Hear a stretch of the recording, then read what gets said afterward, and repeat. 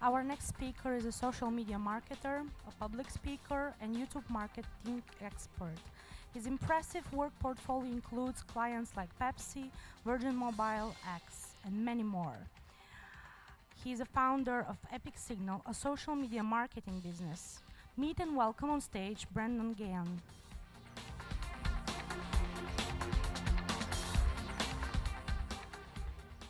How's it going?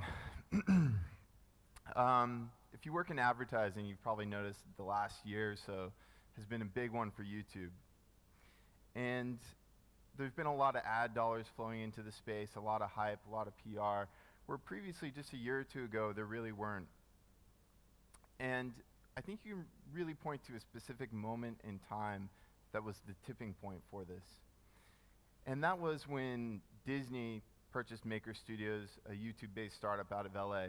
Now, obviously, when Disney spends $500 million on a company, people tend to take notice. And the credibility that they brought to the YouTube ecosystem was huge and had a massive impact. The credibility really led to a level of comfort for brands. They felt more comfortable throwing a bunch more ad dollars in the space. It kicked off a string of acquisitions. And you could see all this in the press around the space over the past year. If you follow the ad trades and stuff, you probably saw, the cover of Fast Company. YouTube stars were on the cover of Fast Company. They were on the cover of Variety, the cover of Ad Age and Adweek. And the overarching narrative throughout all this was, YouTube is the future of advertising, media, entertainment, and celebrity. It was pretty incredible. Everywhere you looked, it was YouTube is the future, and so on. YouTube, YouTube, YouTube. But I call bullshit. It's not so much that YouTube isn't the future for all these things. I think it is, and there's going to be a place for it there. It's more that YouTube has been the past and the present. The platform has been around for a decade now. And I've been working in space almost as long, about 9 years, and I'm able to work with a lot of the same channels and creators, use a lot of the same tactics, and still get incredible results and surprise and delight brands. Brands in particular have had a really difficult time keeping up with the platform. You take a look at the top 100 channels on YouTube, for example, there's not a single brand. There's a couple media companies, but no Nikes, no Red Bulls. There's not a single consumer packaged goods or apparel brand. You compare it to Facebook, and you've got nearly a dozen. So what I'd like to talk a bit about today is how YouTube culture has become pop culture. This is not a new phenomenon by any means. Like I mentioned earlier, the platform's been around for a decade and effective for nearly as long. Despite this, advertisers have largely overlooked the platform in favor of oftentimes more traditional mediums, but you can still make huge gains in this space. I imagine a lot of people here are thinking, well, I understand what's happening. I come to conferences like these. I'm on the pulse, more or less, of what's happening in social media and digital and so on. And that may be the case, but what do you think of when you hear breaking the internet? Anybody? Is it this picture? I don't know how big this was here, but in the US, sadly, this was a huge story. This is Kim Kardashian. She's a big reality TV star. She did this paper magazine cover shoot showing off her rather large assets and was deemed to have broken the internet because of all the hype it generated. And this was a huge story. I don't know how big it was here, but like I said, it was big in the States. And it generated a lot of conversation. The week following the release of this photo, she generated, over 500,000 mentions of her name, which is quite a bit.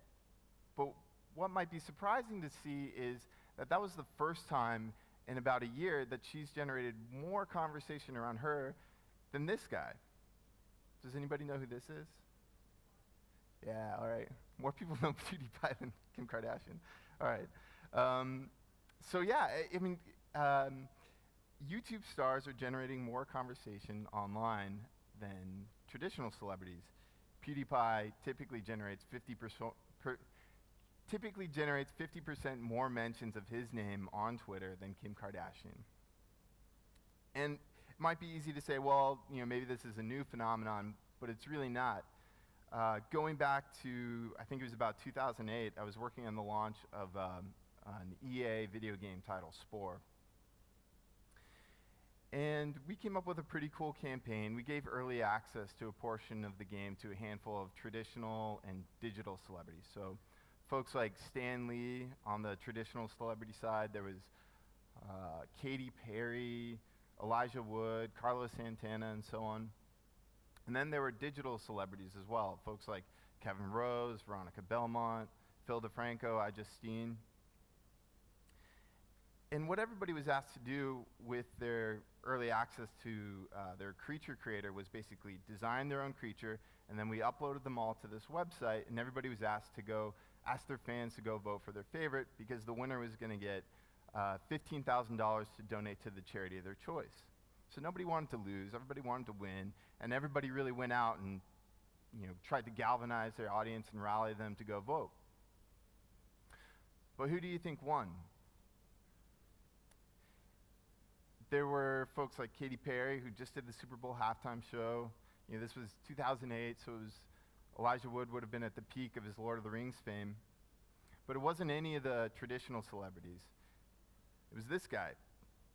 This is Phil DeFranco. He posted one video, and in 24 hours had over 100,000 votes, won by a landslide. He beat all the traditional celebrities by over 10x. It was pretty incredible. So if these kinds of results have been possible for so long, like I said, this was 8 years ago, why hasn't the ad industry caught on? I think to a certain extent, and I'm probably guilty of this as much as anybody, we're an incredibly ego-driven industry. Everybody's very concerned with what their peers are working on, what awards they're winning, on the creative side, who's working with what directors, and so on. And as a result, I don't think we've necessarily been focused on innovation. And taking a step back, just as an example, let's take a look at the content creation process as it typically exists today. In the typical brand agency relationship, when you're creating content, it's the brand briefs the creative agency. The creative agency goes through rounds and rounds and rounds with multiple creative directors, art directors, copywriters, and so on, and then finally land on an idea, and then from there take it to the brand. Finally, after rounds and rounds and rounds, the brand signs off an idea, and then it goes back to the agency, but the agency doesn't go off and produce it. Then they find a third party. They go and find a director that they really like. And typically it can't be just any director. It's got to be the next up-and-coming Spike Jonze type. So then you've got the director finally. Then from there you go into casting. And then you're on set, and you've got 30, 40 people standing around. You've got to pay for craft services. You've got unions, time and a half if you go past 8 or so hours. I mean, it's a huge ordeal. And then from there you go into post. So you do sound design, color correction, pick the music, motion graphics, and so on. And at the end of it, you've spent a couple $100,000 probably, but you still need to pay to push it out and finally get anybody to see it. So you could do that, or you could brief one of these guys. Hand them the money, let them come up with an idea, let them create, concept, produce it, and push it out to their audiences. I mean, they're capable of doing it all. And to top it off, they've got hundreds of thousands or tens of thousands or potentially millions of fans who are just begging for this content.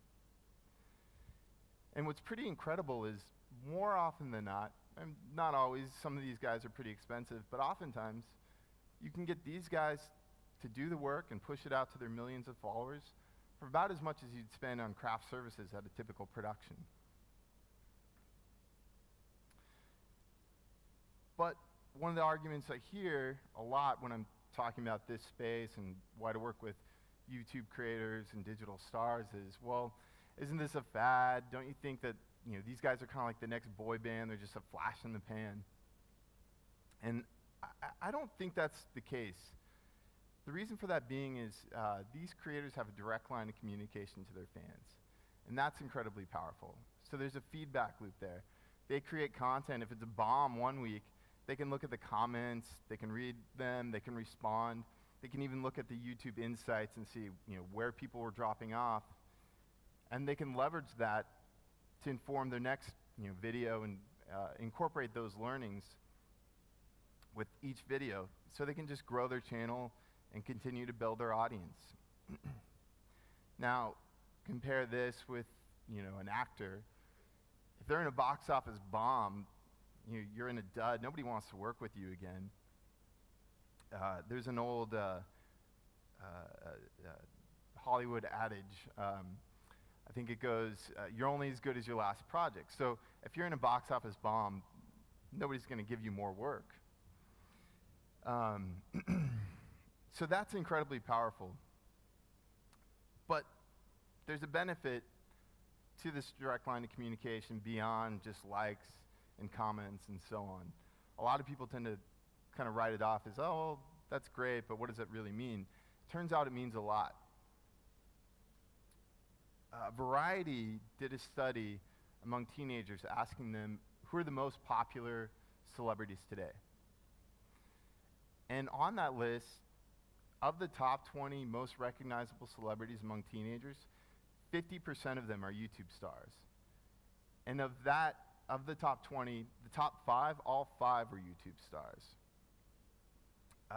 And to top it off, going back to my point about these guys having longevity, the number one, most recognizable celebrity today is this channel Smosh. And they were the first guys I worked with way back in 2006. And back then, they were generating 2 million views a video. It's pretty incredible. So these guys, they've got this massive, highly engaged fan base. They're hugely recognizable, and they've got massive scale. And it's pretty impressive. But does anybody want to take a guess as to who was number 20 on that list? I don't know if anybody saw this study. All right, guess not. It was Leonardo DiCaprio. He was number 20 most recognizable celebrity, which is pretty incredible. So not only has Leonardo DiCaprio not won an Oscar, but he lost a popularity contest to these guys. Poor Leo.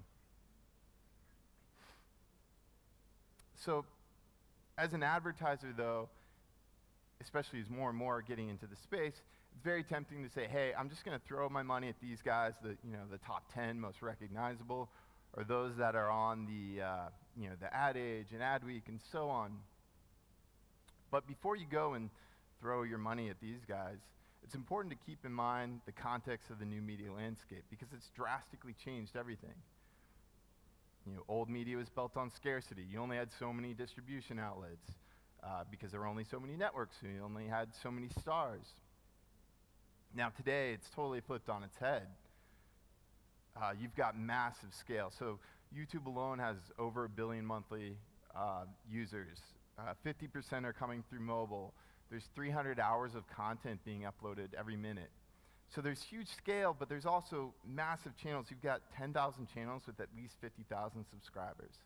And those are TV numbers. To put it into context, there are shows on MSNBC, which I don't know if you guys have here, news cable network in the US, that doesn't even get 50,000 viewers. So as an advertiser, this is a huge opportunity to go scratch beneath the surface a little bit and work with creators that are actually hugely excited about your brand, that have scale, and let your competitors overpay for the folks that are making the covers of magazines. So what's the key takeaway from all this? Well, to a certain extent, I think that we as an industry, the ad industry, is behaving in a manner not that dissimilar from the teenagers we're often trying to target. I mean, we're incredibly obsessed with what our peers are thinking about us. We're egocentric. We want all the awards, the recognition, and the accolades without necessarily putting in the time and effort to recognize the realities of the way the world is working today. And by continuing to kind of live in denial and say, hey, YouTube or these other platforms are something that's going to be big in the future, it's essentially relinquishing us from any sense of responsibility of taking action today. We're washing our hands of it and not really doing anything. And, you can go online and find all these stats and on Google. You don't need me to say it's not the 1950s anymore. People are online. Yes, that's important. But I think the bigger shift that needs to happen is more of a shift in mindset. And I was trying to think about how to wrap up this talk, and one of the things that kept popping into my head was this story about how Arnold Schwarzenegger, when he was training for Mr. Universe, he took ballet classes because he wanted to really work on his poses and be really fluid up there on stage. And I thought about how ridiculous that must have looked to his fellow bodybuilders. I mean, he goes on stage, he's a big bodybuilder and he's doing ballet. But I think we in advertising need more of that type of thinking. I mean, it's kind of ridiculous to say, hey, don't give all your money to professional content creators and directors and producers, give it to a bunch of teenagers. But that's more or less what I'm advocating. And, if you want to win awards and continue to do that and do what everybody else is doing, sure, you can have a few more years of trying to win a can line for a TV commercial, or you can give your money and invest it in this space. But it's more about investing it. It's more than just throwing your money in this space. It's about focusing and making decisions grounded in reality. And while it might seem ridiculous at times, when you make decisions grounded in reality, you're essentially setting yourself up to evolve and adapt and thrive regardless of how the media landscape evolves. And you'll set yourself up for success in the long run. Thank you.